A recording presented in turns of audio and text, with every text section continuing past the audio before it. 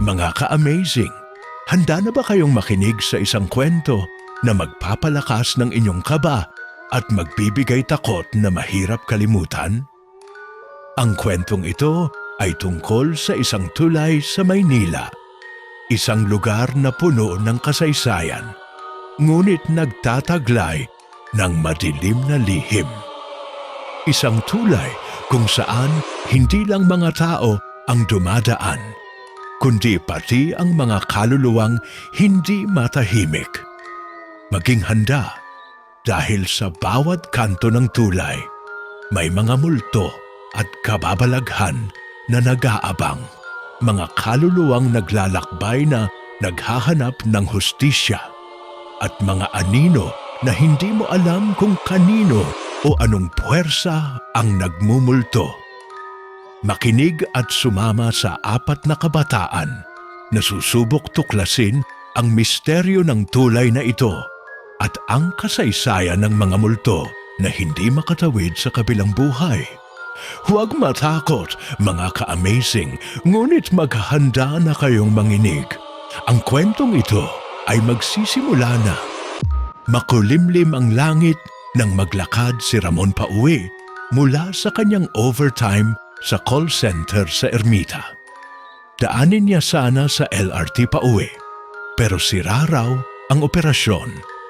Napilitan siyang maglakad at dumaan sa kilalang matandang tulay ng Santa Monica Bridge, isang tulay sa Maynila na pinamumugaran daw ng mga multo. Tahimik ang paligid maliban sa kaluskos ng mga tuyong dahon sa sahig ng tulay. Sa kalagitnaan ng paglalakad niya, may nakita siyang babae sa dulo ng tulay. Nakaputi ito, nakatalikod at tila humihikbi. "Miss, okay ka lang?" tanong ni Ramon habang dahan-dahang lumalapit. Hindi kumikibo ang babae. Nang lapitan pa niya, biglang lumingon ang babae, wala itong mukha. Napaatras si Ramon pero biglang lumamig ang hangin at parang may humawak sa balikat niya. Paglingon niya, isang matandang lalaking duguan ng damit, nakangisi at may nakabaong kutsilyo sa leeg. Nagpatakbo si Ramon pabalik, ngunit halos mabangga niya sina Jenny, Paolo at Maricar. 3 estudyante ng criminology mula sa malapit na universidad na naisipang mag-ghost hunting para sa project nila. "Ano ba yan, kuya?" sigaw ni Paolo. Pero nang makita nila ang itsura ni Ramon, maputla, nanginginig, napaatras din sila. "Bumalik na kayo! May multo!" sigaw ni Ramon. Nagkatinginan ang 3, pero sa halip na matakot, lalo pang kinutuban ng excitement si Paolo. "Tara na, sayang to. Baka makatanggap tayo ng mataas na grade." Pagpasok nila sa gitna ng tulay, may narinig silang iyak ng sanggol. Sinundan nila ang tunog at nakita nila ang isang basket na may umuugoy-ugoy na tela. Walang laman ang basket. Paglapit ni Jenny, biglang may malamig na kamay na sumapo sa kanya mula sa ilalim ng basket. Napasigaw siya at natumba. "Ayoko na! Tara na!" Iyak ni Jenny, ngunit lumalakas ang iyak ng sanggol at nagiging parang huni ng aso hanggang sa makita nila ang isang lalaking may kadena sa leeg, gumagapang sa gilid ng tulay, nangingitim ang balat at parang nilalagnat sa galit. Si Maricar, bagamat nanginginig, kinuha ang cellphone at nag-video. Pero nang i-replay nila agad, ibang imahe ang lumabas. Sila raw ay nakatayo sa gilid ng tulay habang may mga kamay na umaabot sa kanilang mga paa mula sa ilalim. "Guys, may kamay sa video natin!" Nanginginig na, sabi ni Maricar. Hindi pa sila nakakalayo nang mapansin nila ang isang tricycle na mabagal na papalapit. Ang driver ay walang ulo. Huminto ang tricycle sa harap nila at bumukas ang sidecar ng kusa. Amoy dugo at bulok ang sumalubong sa kanila. Nang maramdaman ni Paolo na may humahawak sa kanyang likod, tumakbo siya palayo. Pero nadapa siya at nang mapalingon siya, nakita niya ang isang babaeng duguan ang mukha. Unti-unting gumagapang papalapit sa kanya. Nang agaw hininga, nagpasya silang tumakbo na lang nang hindi lumilingon. Hindi nila alam na sa dulo ng tulay, may naghihintay pang higit na mas malala. Isang pamilyang puno ng sugat, umiiyak at humihingi ng tulong. Nilapitan ni Maricar, ngunit nang akbayan siya ng isa sa mga ito, napansin niyang malamig at mabaho ang katawan ng bata. "Maricar, wag!" sigaw ni Jenny. Pero huli na, biglang napuno ng usok ang paligid. Isa-isa silang hindi makagalaw sa kinatatayuan. Sa di kalayuan, nakita nila si Ramon.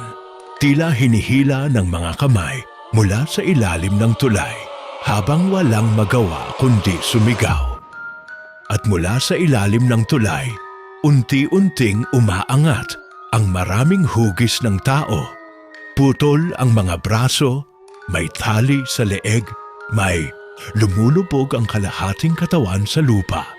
Lahat sila'y nakatingin kay Jenny, Paolo at Maricar. Unti-unting nilalapitan sila habang unti-unti ring nanlalamig ang kanilang mga katawan. Tumakbo si Jenny pero parang ang bigat ng hangin. Pakiramdam niya, bawat hakbang niya ay may kumakapit sa mga binti niya. Si Paolo naman, pilit hinahatak si Maricar na nanigas na lang sa kinatatayuan. Nanginginig habang nakatitig sa mga multong palapit. "Maricar! Bilis!" sigaw ni Paolo.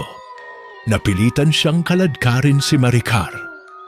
Nang makalagpas sila sa gitna ng tulay, bigla nilang naramdaman ang pagyanig sa ilalim nila. Parang may mga kamay na sumusubok wasakin ang mismong pundasyon ng tulay. Nilingon nila, si Jenny na pilit umaabot sa kanila, pero nakita nilang may babaeng nakaputi na nakasabit sa likod nito, nakayakap ng mahigpit. "Jenny!" sigaw ni Maricar. Napaiyak si Jenny habang pilit inaalis ang babae, pero parang dumikit na ito sa katawan niya. Bigla na lang siyang bumagsak sa sahig. Hindi na siya nakatayo. Mula sa dilim, lumitaw ang isang matandang babae na nakasuot ng itim na saya. Hawak ang isang parol na umiilaw ng mapula. Dahan-dahan siyang naglakad papunta sa kanila at bawat hakbang niya ay tila nawawala ang liwanag sa paligid. "Hindi kayo makakaalis," anang matanda sa basag na tinig. "Anong kailangan niyo sa amin?" sigaw ni Paolo. "Kasama kayo ngayon sa amin," sabi ng matanda habang itinuturo sila. Nagpatakbo si Paolo at Maricar pabalik ng lungsod. Pilit nilalabanan ang malamig na hangin at mga aninong sumasalubong sa kanila. Sa gilid ng kanilang paningin, nakikita nila ang mga multong nagtatangkang abutin ang kanilang mga braso. Pagdating nila sa dulo ng tulay, akala nila ligtas na sila, pero paglingon nila, walang Jenny. "Jenny!" sigaw ni Maricar. Bigla silang binulaga ng imahe ni Jenny, nakatayo sa gitna ng tulay. Nakangiti pero may luha sa mga mata habang unti-unti siyang nilalamon ng makapal na usok. Kasunod noon, isang malakas na kalabog ang narinig. Parang may bumagsak sa ilalim ng tulay. Hindi na nila alam kung saan sila pupunta. Tumakbo sila sa kalsada pero tila paikot-ikot lang ang dinadaanan nila. Pare-pareho ang karatula, pare-pareho ang ilaw ng poste at wala ng ibang tao sa paligid. "Nakakulong tayo," bulong ni Maricar habang nanginginig. Nakita nila sa isang gilid ng daan ang isang abandonadong karinderya. Sa sobrang takot, doon sila sumilong. Akala nila ligtas sila roon. Pero pagpasok nila, amoy nilang muli ang bulok at asupre. Sa dingding ng karinderya, nakaukit ang mga salitang, "Walang makakatakas." At habang nanginginig sila sa loob, narinig nila ang mabagal na pagkatok sa pinto. 1, 2, 3. Bawat katok ay tila nagpapabigat sa hangin sa paligid. Hindi nila alam kung bubuksan ba nila ang pinto o magtatago na lang sila habang buhay. Nagtago si Paolo at Maricar sa ilalim ng sirang mesa. Pigil ang paghinga habang patuloy ang mabagal na katok sa pinto. Tumigil ang katok. Akala nila wala na. Pero biglang bumukas ang pinto ng kusa, marahang umuugong ang mga bisagra. Luminga si Paolo sa maliit na siwang sa ilalim ng mesa. Nakita niya ang mga paa ng isang tao, nakalutang sa sahig, hindi lumalakad. Putik-putikan ng suot nito at umaagos ang tubig sa sahig sa bawat pagkilos niya. "Huwag kang lilingon. Huwag kang lilingon," bulong ni Maricar habang umiiyak ng mahina. Pero hindi nakatiis si Paolo. Dahan-dahan siyang sumilip.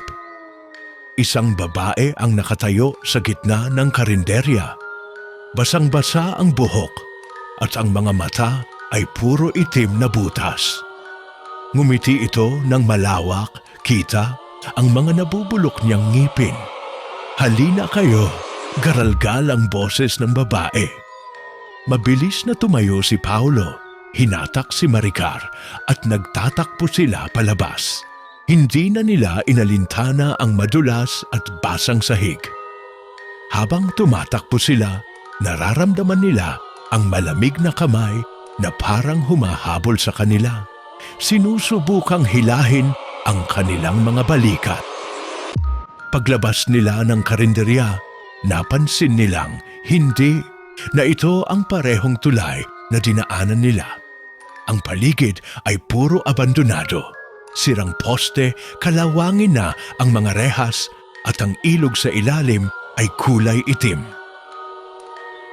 "Paolo, nasaan tayo?" iyak ni Maricar. Hindi makasagot si Paolo. Ang alam lang niya, kailangan nilang makalayo. Habang naglalakad sila, napansin nila ang isang lumang waiting shed. May nakaupong lalaki roon, nakayuko at sa tabi niya ang isang gasera. Nilapitan nila ito, umaasang makakakuha sila ng tulong. Kuya, tulungan niyo po kami," sigaw ni Maricar. Dahan-dahang tumingala ang lalaki. Wala itong mukha. Isang maitim na butas lamang ang nasa gitna ng ulo niya at mula roon ay umaagos ang dugo. Tumayo ito at marahan silang nilapitan. Paatras sina Paolo at Maricar, halos matumba sa takot. Pero bago pa man sila makatakbo, biglang lumitaw sa likuran nila ang isang matandang lalaki na nakasuot ng lumang uniforme ng sundalo. Duguan ang dibdib. "Mga dayo, bakit kayo narito sa tulay ng mga kaluluwa?" Tanong nito, mababa ang boses at tila may kasamang galit. Naligaw lang po kami," pautal na sagot ni Paolo. "Kapag nakapasok ka na rito, hindi ka na makakalabas," sabi ng sundalo sabay ngisi. Nagpapakita ng mga nabubulok niyang ngipin. Biglang sumipol ang hangin. Mula sa kawalan, nagsilabasan ang napakaraming kaluluwa. Mga bata, matanda, babae, lalaki, lahat nakalutang, lahat nakatingin sa kanila. Tila pinalilibutan na sila. At mula sa gitna ng karamihan, lumabas si Jenny. Hindi na siya ang Jenny na kilala nila. Maputla na ang balat niya, nagdidilaw ang mga mata at duguan ang damit. Sumama na kayo sa amin. Bulong niya, sabay abot ng kamay niya kay Paulo. Umatras si Paulo habang hinahatak si Maricar palayo kay Jenny. Nanginginig ang kamay niya sa sobrang takot. Pero saan man sila lumingon, nakapaligid na ang mga multo, nagsisiksikan, nagmamasid, walang imik pero nagsisigawan ang mga mata. Tulungan mo ako, Paulo, hikbi ni Jenny habang patuloy na umaabot ang kamay niya.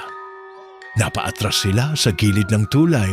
Kita nila ang maitim at mabahong ilog sa ibaba, umuusok at may kung anong gumagalaw sa tubig. Maricar, tumakbo ka na! Sigaw ni Paulo. Hindi kita iiwan! Umiiyak si Maricar. Biglang sumigaw ang mga multo. Umalingaw-ngaw ang boses ng mga patay sa buong tulay. Napaluhod si Maricar sa sakit ng tainga. Si Paulo naman ay nakapikit, nanginginig sa takot. Isang kamay ang biglang humawak sa balikat ni Paulo. Akala niya si Maricar, pero paglingon niya, nakita niya ang isang matandang babae. Butas ang isang mata at basag ang bunganga. Halika na, dito ka na, bulong nito. Mabilis na tinulak ni Paulo ang matanda at hinatak si Maricar. Nagpatuloy sila sa pagtakbo, sugatan at basang-basa. Sa bawat hakbang, para silang nilalamon ng lamig ng paligid, halos mawalan na sila ng lakas. Sa dulo ng tulay, nakita nila ang isang bakod na gawa sa mga kalawangin at putol-putol na bakal. Sa gitna nito, may isang maliit na pinto. Nakanganga, parang nag-aanyaya. Paulo, pinto! Sigaw ni Maricar. Pero bago sila makarating, isang matangkad na lalaking multo ang humarang sa kanila. Putol ang kalahati ng mukha nito at lumalabas ang dila. Ang kamay niya ay mahaba at matutulis ang mga kuko. Hindi kayo makakaalis, bulong nito, sabay abot sa kanila. Nagpatira pa si Paulo at Maricar sa gilid ng daan. Halos mahulog sa sirang rehas ng tulay. Sa ilalim nila, aninag nila ang mga kamay mula sa itim na tubig. Mga kaluluwang nag-aabang, handang hilahin sila pabababa. Maricar, kapit ka! Sigaw ni Paulo. Sumigaw si Maricar nang maramdaman niyang may malamig na kamay na kumapit sa paa niya. Mula sa tubig, hinila siya pababa, paunti-unting nawawala ang kalahati ng katawan niya sa rehas. Paulo! Paulo, tulungan mo ko! Mabilis na hinawakan ni Paulo ang kamay ni Maricar at hinila ng buong lakas. Dumagundong ang sahig ng tulay. Ang mga multo ay unti-unting lumalapit, naglalakad, nakasabit sa mga sirang ilaw, nagmumula sa ilalim ng tulay, nagmumula sa hangin. Isang matinis na iyak ang pumuno sa paligid. Napatingin si Paulo sa langit. Madilim, parang nilamon ng isang itim na ulap ang buwan. At sa isang iglap, isang malakas na hampas ng hangin ang tumama sa kanila. Nabitawan ni Paulo ang kamay ni Maricar. Paulo! Sigaw ni Maricar habang bumagsak siya pababa sa ilog. Ah! Sigaw ni Paulo, pero bago pa siya makasunod, dalawang malamig na kamay ang mahigpit na kumapit sa balikat niya. Paglingon niya, si Jenny ang humawak sa kanya. Mahigpit ang pagkakakapit, ang mga mata niya ay puno ng luha ng dugo. Dito ka na, wag mo na siyang habulin, bulong ni Jenny. Nanlilisik ang mata ni Paulo habang pilit niyang pinapaluwag ang kapit ni Jenny. Pero kahit anong gawin niya, parang bakal ang higpit ng mga kamay ng multo. Bitawan mo ako! Sigaw niya, nanginginig ang boses. Ngunit ngumisi si Jenny. Lumalabas ang itim na likido mula sa bibig niya habang bumubulong, "Kasama ka na namin." Mula sa paligid, nagsilapit ang iba pang mga multo. Yung iba, putol ang ulo. Yung iba, butas ang tiyan. Yung iba naman ay may mga kalansay na lang ang katawan. Isa-isa nilang inilalapit ang mga kamay nila kay Paulo. Hinahawakan siya, kinakaladkad palapit sa gitna ng tulay kung saan madilim na madilim. Sa gilid ng tulay, kita pa ni Paulo ang ilog. Saan na si Maricar? Buhay pa ba siya? Biglang sumabog ang katahimikan. May humagibis na isang sasakyan sa kabilang dulo ng tulay. Ang liwanag ng headlights nito ay parang espada na tumama sa mga multo. Napaatras si Jenny at ang iba pang mga espiritu. Humina ang kapit nila kay Paulo. Dali-daling bumangon si Paulo at tumakbo papunta sa kalsada. Hawak pa rin ang sugatang braso niya. "Help!" Sigaw niya. Bumaba mula sa sasakyan ng isang lalaki. Matangkad, naka-jacket, may hawak na flashlight at radyo. "Anong ginagawa mo dito? Umalis ka na, bilis!" Sigaw ng lalaki. May mga multo, maraming multo. Halos pasigaw na paliwanag ni Paulo habang patuloy sa paglingon sa madilim na bahagi ng tulay. "Tangina! Akala ko tapos na rito," bulong ng lalaki. "Sumakay ka na! Bilis!" Habang sumasakay si Paulo, nakita niya sa side mirror ang mga multo. Nagsisisigaw, nagtatakbuhan papunta sa kanila. Si Jenny nakanganga at sumisigaw ng malakas. Ang mukha niya ay unti-unting nawawala, nagiging usok. "Takbo na!" sigaw ni Paulo. Pinaharurot ng lalaki ang sasakyan.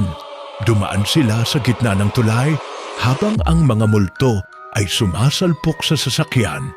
Ang ilan ay sumusubok pumasok sa loob. Ang mga kamay nila ay umaabot sa mga bintana. "Anong pangalan mo?"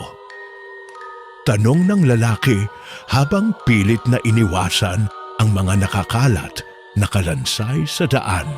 "Paulo, ikaw!" sagot niya habang nakayuko at umiiyak. "Gab, traffic enforcer ako rito. Pero hindi mo dapat dinadaanan tong tulay ng ganitong oras, lalo na kung Biyernes ng gabi." Nanginginig si Paulo. "Kaibigan ko, si Maricar, nahulog siya sa ilog." Biglang sumeryoso ang mukha ni Gab. "Hindi na natin siya mahahanap ngayon. Lahat ng nahulog dito, hindi na bumabalik." Paglingon nila sa labas, sa likod ng sasakyan, nakita ni Paulo si Jenny. Nakasabit sa dulo ng tulay, nakangiti, hawak ang isang damit ni Maricar. At bago sila tuluyang makaalis, isang mababang bulong ang narinig ni Paulo sa tenga niya, malamig, mahina, pero malinaw. "Ikaw ang kasunod." Pagkatapos ng ilang minuto ng walang humpay na pagmamaneho, huminto si Gab at Paulo sa isang lumang outpost ng traffic enforcers malapit sa gilid ng lungsod. Ang lugar ay parang abandonado na rin. May mga basag na bintana at ang hangin ay amoy, lumang kahoy at kalawang. Bumaba si Gab at agad na ikinandado ang pintuan ng outpost. "Dito muna tayo. Hindi sila makakapasok kung may liwanag." Naupo si Paulo sa sulok, nanginginig, habang si Gab ay naghahanap ng kandila at pinagsisindihan ang mga iyon isa-isa. Sa bawat sindi ng kandila, tila may malamig na hangin na sumasalubong. Ano ba talaga meron sa tulay na yon? Tanong ni Paulo. Halos paubo ang boses. Huminga ng malalim si Gab. Maraming namatay sa tulay na yon, lalo na nung bumagsak ang isang bus, mga 10 taon na ang nakalipas. Hindi na nakuha ang lahat ng katawan. Yung iba nalunod sa ilog. Yung iba naipit sa ilalim ng tulay. Sabi nila hanggang ngayon naghahanap pa rin sila ng kasama. Pero bakit kami? Garalgal ang tinig ni Paulo. Taso ka! Buhay ka! Hindi mo dapat nilalapitan ang lugar na yon lalo na pag madilim na. Hinahatak nila ang mga naliligaw. Biglang may malakas na kalabog sa bintana ng outpost. Sumilip si Gab. Wala siyang nakita. Tahimik silang dalawa. Isang mahinang katokang narinig nila sa pintuan. 1, 2, 3 mabilis na katok. Kasunod ang isang pamilyar na boses. Paulo, tulungan mo ako. Nanginginig ang buong katawan ni Paulo. Kilalang kilala niya ang boses na yon, si Maricar. Tumayo siya, nangingilid ang luha sa mga mata. Si Maricar yon, buhay siya. Hinawakan siya ni Gab sa balikat. Hindi siya ang kaibigan mo. Pero naririnig ko siya. Minsan ginagamit nila ang boses ng mga mahal mo para mabuksan mo ang pinto. Mahina ang sabi ni Gab. Mas malakas ulit ang katok. Paulo, masakit, malamig. Tulungan mo ako. Lumapit si Paulo sa pinto. Nanginginig ang kamay. Si Gab, agad na humarang. Kapag binuksan mo, pareho tayong hindi na makakalabas dito. Mariing bulong ni Gab. Ngunit sa gilid ng bintana, isang anino ang dumaan, isang kamay ang lumabas sa basag na salamin, pilit na inaabot si Paulo. Napaatras si Paulo, napasigaw. Putang ina! Sumigaw rin si Gab. Huwag kang lalapit, hawakan mo tong kandila. Agad na iniabot ni Gab ang isang kandila kay Paulo. Pagkakakuha niya, humina ang galaw ng kamay sa bintana at unti-unting umatras. Tahimik ulit. Halos sabay silang bumagsak sa sahig, habol hininga. Pero bago sila tuluyang makabawi, mula sa kisame, isang boses ang lumabas, paos, parang mula sa ilalim ng tubig. Isa, pa kayong hindi makakatakas. Lumamig ng husto ang paligid. Hindi sila makagalaw sa kinatatayuan nila. Ang kandilang hawak ni Paulo ay nagsimulang umusok ng itim at ang apoy ay tila lumiliit. Biglang bumagsak mula sa kisame ang isang katawan. Luma, basa at amoy lupa ang damit ng nilalang. Isa itong babae. Ang mga mata ay wala ng puti, puro itim na butas. Basa ang buhok nitong nakalawit hanggang sahig at mula sa bibig nito ay umaagos ang madilim na likido. Gab! Bulong ni Paulo, nanginginig. Takbo! Sigaw ni Gab. Pero bago pa sila makagalaw, gumapang ang babae sa sahig, mabilis na parang hayop. Umabot ito sa binti ni Paulo at pilit siyang hinila pababa. Gab! Tulungan mo ako! Sigaw ni Paulo, nagsisipa. Hinablot ni Gab ang isang silya at hinampas ang nilalang. Sa lakas ng hampas, nabitawan si Paulo at agad silang tumayo. Tumakbo tayo palabas! Utos ni Gab. Dagli silang kumaripas palabas ng outpost. Sa likuran nila, rinig nila ang halakhak ng babae. Matinis at nakaririnding pakinggan. Pagkalabas nila, nakita nila na ang buong paligid ay balot na sa makapal na fog. Hindi na nila matanaw ang kalsada o kung nasaan sila. Saan tayo dadaan? Sigaw ni Paulo. Tulayin natin, baka makalampas tayo, sagot ni Gab. Wala na silang ibang pagpipilian. Tumakbo sila pabalik sa tulay, kahit ramdam nilang may mga aninong nakasunod sa kanila. Sa bawat hakbang nila, parang lumalambot ang semento ng tulay. Sa gilid, nakatayo ang maraming mga nilalang, persang mga katawan, duguan ang mga mukha. Lahat nakatingin lang sa kanila habang dumaraan. Gab, hindi ko na kaya, hikpi ni Paolo. Huwag kang titingin, tumingin ka lang sa dulo ng tulay, sigaw ni Gab. Pero isang bata ang lumitaw sa gitna ng daan. Hubad, madungis, may kadena pa sa paa. Huwag mo kaming iwan, Anito, Paos, tumigil si Paolo. Gab, bata lang yon. Hinawakan ni Gab si Paolo sa braso. Hindi bata yan, multo yan. Mabilis silang lumihis, pilit na iniiwasan ng bata. Ngunit sa bawat hakbang nila, mas dumarami ang mga nilalang. Parang parade ng mga patay, lahat nakatingin sa kanila. Lahat handang humatak pababa nang akala nila'y makakaabot na sila sa dulo ng tulay. Isang malakas na pagyanig ang umalingaw-ngaw. Nagsimula nang magbitak ang sahig ng tulay. Isang malalim na boses ang umalingaw-ngaw sa paligid. Wala nang makakatakas.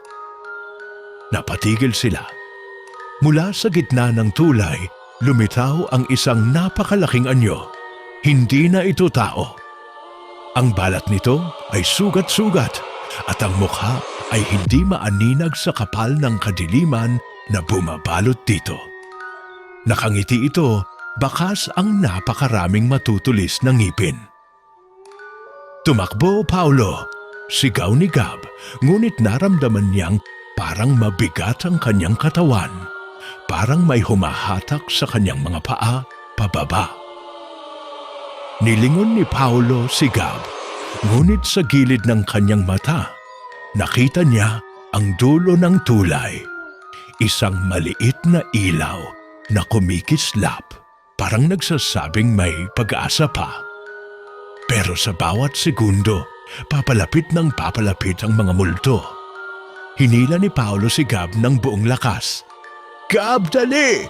Sigaw niya habang pinipilit sumulong kahit parang may bakal sa bigat ang kanyang mga paa. Sumisigaw si Gab, nanginginig ang boses. Hindi ko na kaya, Paolo. Parang may humihila sa akin. Mula sa ilalim ng bitak ng tulay, nagsilabasan ang mga kamay. Itim, pasag-pasag ang mga kuko. May dumurugong sugat. Isa-isang hinahatak si Gab pababa, habang ang malalaking nilalang ay palapit ng palapit sa kanila. Hindi na nag-isip si Paolo. Lumuhod siya at pilit sinunggaban si Gab. Buong lakas na hinihila ito paitaas. Sa isang iglap, naramdaman niya ang isang matalim na kuko na humagod sa kanyang binti. Sigaw ni Paolo. Pero hindi niya binitawan si Gab. Paolo, humikbi si Gab. Bitawan mo na ako. Kung hindi, pareho tayong mamamatay dito. Hindi! Hindi kita iiwan! Tanga! Galit na sigaw ni Paolo habang pinipilit isalba ang kaibigan. Muling dumagundong ang paligid. Nag-alala si Paolo nang mapansing unti-unting bumubuka ang gitna ng tulay. Isang malalim na hukay ng itim na walang katapusan ang nabubo. Isang malamig na hangin ang bumalot sa kanila. Nakita nila ang mga multo naglalakad papunta sa hukay. Lahat sila ay nakangiti, mga mata walang buhay, tila handang dalhin sila sa ibang mundo. Biglang umilaw ang maliit na ilaw sa dulo ng tulay, mas maliwanag, mas malapit. Gab, ilaw! Yun, ang kailangan natin, sigaw ni Paolo. Gamit ang natitirang lakas, Napakawala ni Gab ang isang paa mula sa kamay ng mga multo. Sinalubong siya ni Paolo, halos karga na siya, habang kapwa sila lumalaban sa puwersang humihila sa kanila pababa. Isang kamay ang biglang humablot sa balikat ni Paolo. Malamig, madulas, mabaho. "Sumama ka na." Bulong ng isang babae. Ang mukha nito ay halos dikit na sa tenga niya. Paolo, sa tindi ng takot, ay napasigaw. Pero hindi siya bumitaw kay Gab. Tumakbo sila, pilit nilalabanan ang bigat ng hangin. Ang mga kamay na pilit humihila sa kanila. At ang mga aninong naglalakad patungo sa kanila. Isang hakbang pa, dalawang hakbang, isang huling sigaw, at naabot nila ang dulo ng tulay. Biglang nawala ang lahat ng bigat. Napapikit sila sa sobrang liwanag ng maliit na ilaw na naging dambuhalang liwanag. Pagdilat nila, nasa gilid na sila ng tulay. Tahimik ang paligid, wala na ang mga multo. Wala na ang makapal na fog. Ang mga ilaw ng kalye ay normal na. Rinig nila ang malayong busina ng mga sasakyan at ang mahihinang yabag ng mga tao. Bagsak sila pareho sa sementadong daan, humihingal ng hihina. Tapos na ba? Mahina pero puno ng kaba na tanong ni Gab. Hindi pa man nakakabangon si Paolo. Napansin niyang may isang batang babae na nakatayo sa tabi nila. Basang-basa ang damit. Nakayuko ito. Dahan-dahan itong tumingin sa kanila. Nakangiti. Tumayo si Paolo at agad hinila si Gab palayo sa batang babae. "Gab, tumakbo tayo!" Bulong niya, nanginginig ang boses. Pero si Gab parang naengkanto. Nakatingin lang siya sa bata, nanlaki ang mga mata, parang wala sa sarili. "Gab, halika na!" Muling sigaw ni Paolo habang pilit siyang ginigising. Ngunit nginitian sila ng bata. Isang ngiting hindi mo alam kung ngiti ba o ngisi ng isang nilalang na hindi na tao. Kitang-kita ni Paolo na may dugo sa gilid ng bibig nito, tumutulo, at ang mga mata, puti na lang, walang itim. Biglang sumingit si Marco at Leslie, mga kasama nilang naiwan sa kabilang dulo ng tulay kanina. Pareho silang hingal na hingal. Halatang nakaligtas din. "Paolo, Gab, bilisan niyo. Huwag kayong titingin sa bata." Sigaw ni Leslie habang hinahawakan si Marco na parang nahihimatay na. Napapikit si Paolo, sabay hatak kay Gab. Pero hindi pa rin gumagalaw si Gab. Para siyang estatwa, tumingin ang bata kay Gab. At sa isang iglap, nakita ni Paolo kung paano hinila ng mahahabang kuko ng bata si Gab. Sumigaw si Paolo at hinawakan si Gab ng mahigpit. "Bitawan mo siya!" Sigaw ni Paolo, halos maiyak sa takot at galit.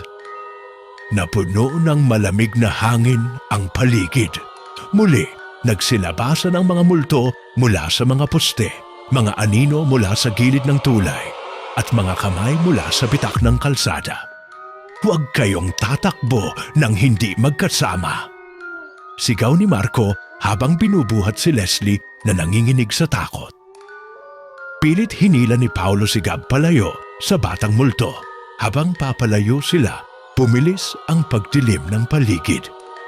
Ang ilaw ng mga poste ay isa-isang namamatay, hanggang sa ang buong tulay ay lamunin ng dilim.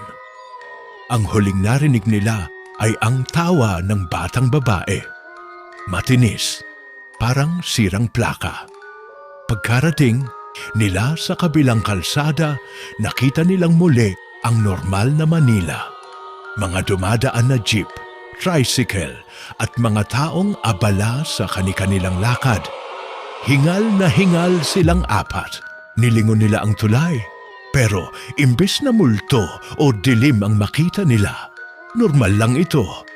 Para bang walang nangyari? Bakit parang walang nakakita sa atin? Bulong ni Leslie.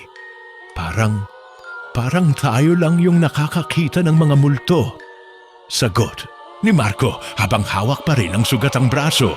Tara na, bago pa tayo maabutan ulit, sabi ni Paolo. Habang naglalakad sila palayo, hindi nila napansin ang isang karatula na nakasabit sa poste malapit sa tulay. Babala, sarado ang tulay tuwing 12:00 ng hating gabi. Delikado at sa sulok ng karatula may maliit na sulat kamay.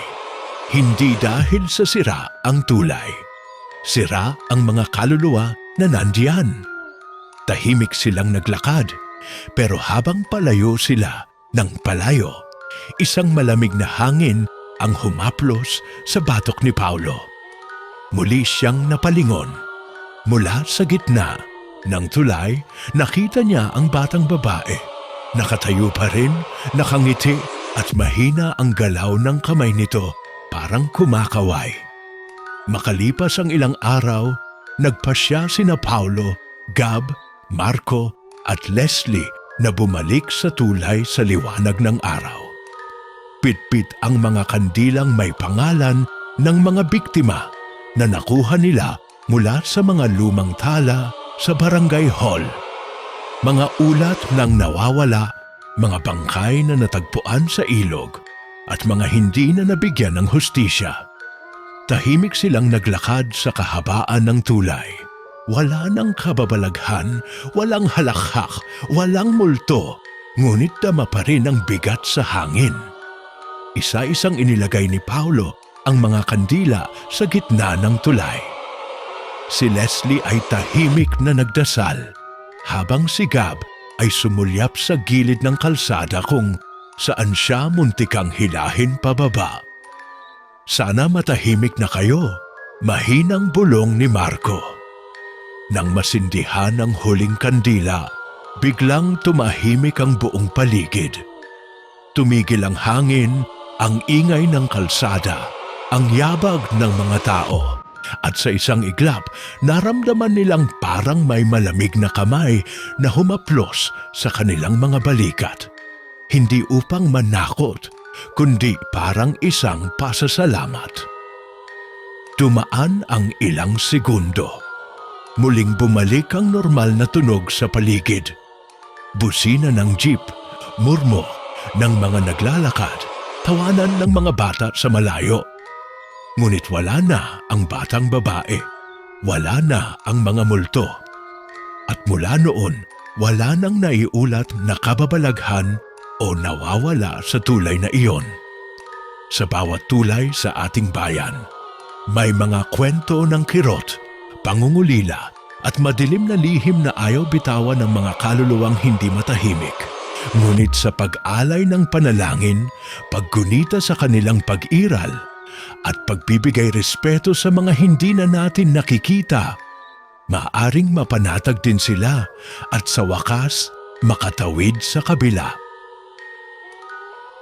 Ako po ang inyong amazing ITV Fusion and Tagalog Stories. At maraming salamat sa pakikinig sa kwento ng katatakutan at kababalaghan ngayong gabi. Hanggang sa susunod na lagim, mga ka-amazing, matulog kayo ng mahimbing kung kaya niyong makatulog. Gabi ng multo, tapos na. O baka hindi pa.